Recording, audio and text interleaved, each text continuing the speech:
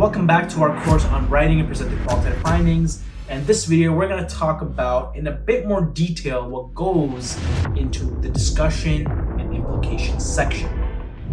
As we briefly mentioned in the previous video, the discussion section is where the broader significance of your research is explored. It's the space where you can answer the pivotal "so what" question, interpreting your findings within the larger context and drawing connections to broader themes, existing literature, and theoretical frameworks. In my experience writing many different papers, a discussion section can lead to two primary purposes.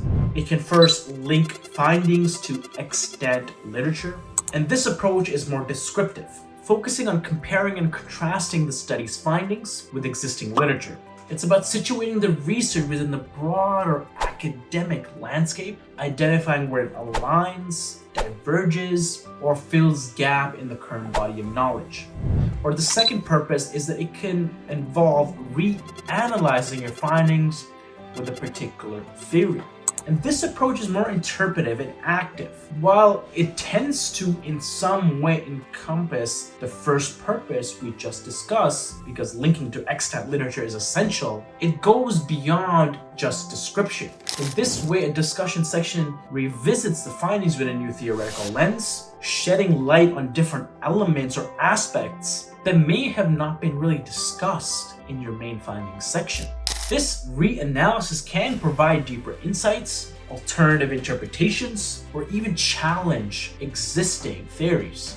The choice between these two approaches often depends on the orientation of the study, whether it's primarily descriptive or it's descriptive and interpretive. But it also depends on the requirements or preferences of the journal to which your paper is being submitted to. Be careful not to submit very interpretive study to a journal that prefers more descriptive and maybe applied research studies. And I'm going to end off this video by talking about what a discussion section might look like.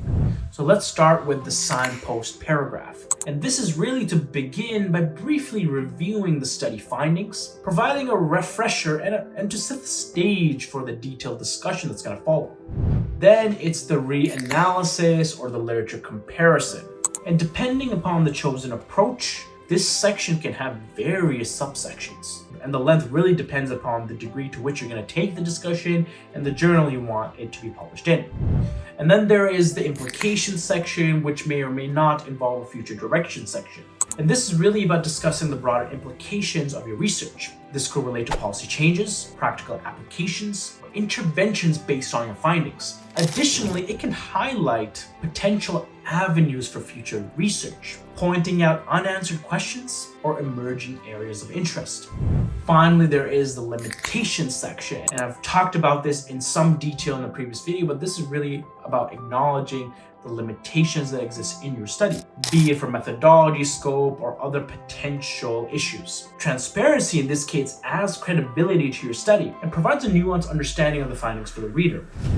And finally, in some cases, it's a separate section, but it could also be part of the discussion.